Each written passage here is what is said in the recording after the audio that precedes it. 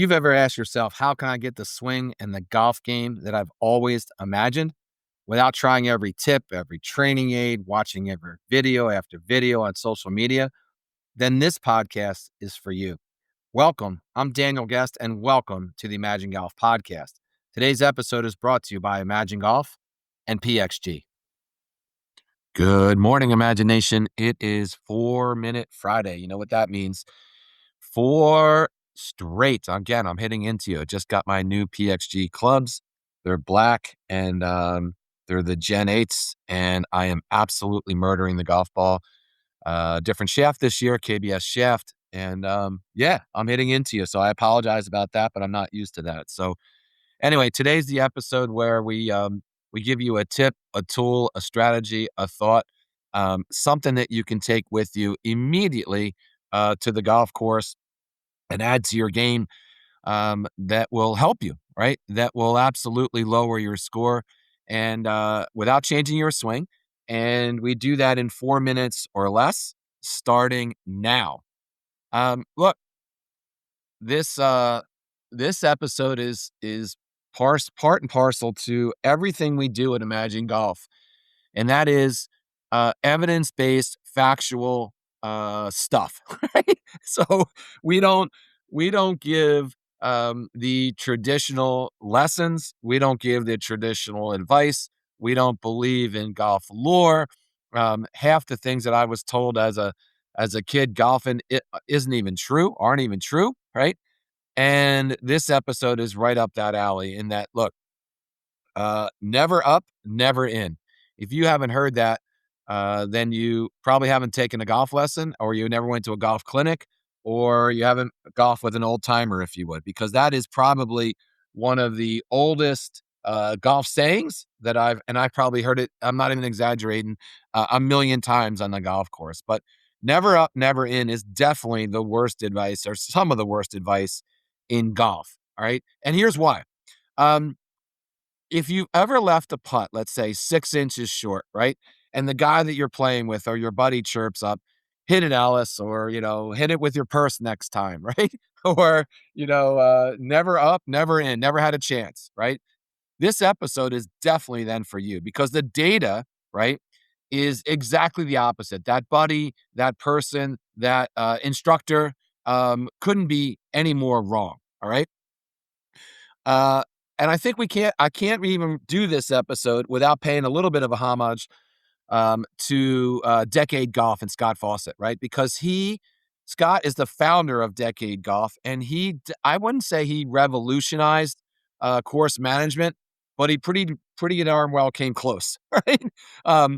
Tour pros use them all the time, all right? If you don't know Scott's story, you should. Look him up, man. He started with Will Zalatoris and Bryson DeChambeau. I don't know, 10 years ago, 15 years ago. And the rest is history. But his quote is just that never up and never in is the worst advice in golf, right? And here's why. If you think about a lag putt, let's say you're 30 feet out, right? Your primary goal really isn't to make that putt. It's to avoid a 3 putt. Like, and imagine we say, when you look at a green, when you roll up on a green, you should be able to think about, how am I 2-putting this every single time? How am I going to 2-putt this, right? And if you demand that every putt passes the hole, as an example, right? Never up, never in kind of thing, right? Then you're aiming for a target that is essentially 3 feet past the cup, right? And that means your margin for error is only 3 feet behind the cup, or a 3-foot window, right? But if you're willing to leave the putt short, now you have 3 feet short of the hole and 3 feet past the hole to work with. Well, you just doubled your target size to 6 foot, right? I mean, it really is that simple. So if you start to think about, the lag putt, or putting in general, in this way, right, then short is okay, right? Because at the end of the day, speed kills. I mean, literally. The data highlights a simple physics problem. Speed simply shrinks the hole. A ball rolling at die-in, I'm doing air quotes, die-in speed, uses the entire 4.2.5 or 4.25 inch width of a cup. In other words, it falls in, it uses the entire cup. It can topple in from the side, the back, or even the front. But a ball traveling 3 feet past the hole effectively shrinks the cup to about 2.5 inches. What that means is you have to hit it dead center or it lips out. And we've all had that putt, right? It's going right at the hole, it's going right on the edge, and it's too fast. So it lips out and rolls, another 6 feet to the right of the hole. So if you aren't leaving at least 20% of your putt short, you are statistically making the hole smaller, right? And that is not even negotiable. That is a fact. And your dispersion circle, right, is not the same. So here's the thing. This weekend, all right, or whenever you get a chance, I want you to channel your inner kind of short player, for lack of a better, short putter, I should say. If let's just call it 20 feet away. It's easier to find a 20-foot flat putt than a 30. Let's say you're 20 feet away. I want you to stop trying to be that hero, if you would. I want you to stop trying to get it to the hole. I want you to always stop thinking about, hey, you've got to get it to the hole. What I want you to think about it, right, is get it close. How do I know? Because I was in the room with Tiger Woods one time when he was asked, what made you the greatest putter? What made you the greatest player of all time? And my mind was racing. I thought he was going to say, it was his preparation, it was his mental toughness, it was his dad. There was a million things I thought he could say. Here's what I never thought he'd say. He said, I was and I am the best lag putter of all time. And that is amazing when you think about that out loud, right? When you think of Tiger Woods, you don't think of him three putting ever, right? You also think about all the crazy shots he made, for sure, but the clutch putts that he made, right? So he was 60 feet away and he got it within 6 feet, and then he made that 6-footer, right?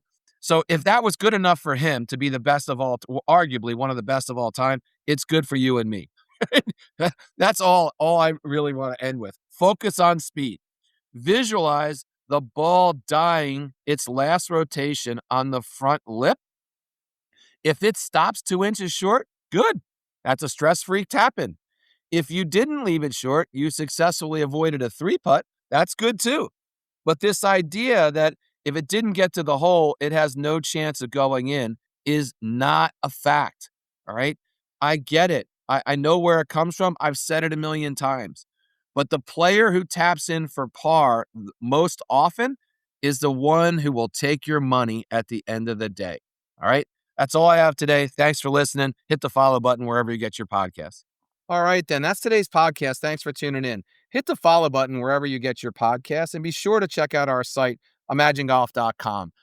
Check out our YouTube page at Imagine Golf, and we're on all the social media platforms. I'm the same at Imagine Golf. And here's to getting you the swing and the game that you've always imagined.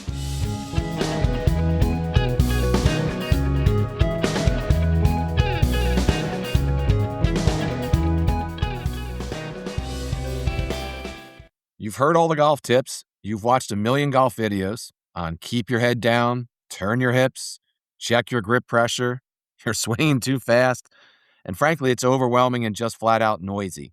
So stop listening to the noise. Traditional golf instruction is way too complicated, and honestly, it isn't based on any facts, and it just doesn't work. At Imagine Golf, we clear the clutter. We focus on the simple, evidence-based athletic moves that actually work and stick. Experience the Imagine Promise. If you don't get better in just one lesson, your lessons are free. So stop practicing your mistakes and start playing better golf today. Book your lessons at ImagineGolf.com, and golf better guaranteed.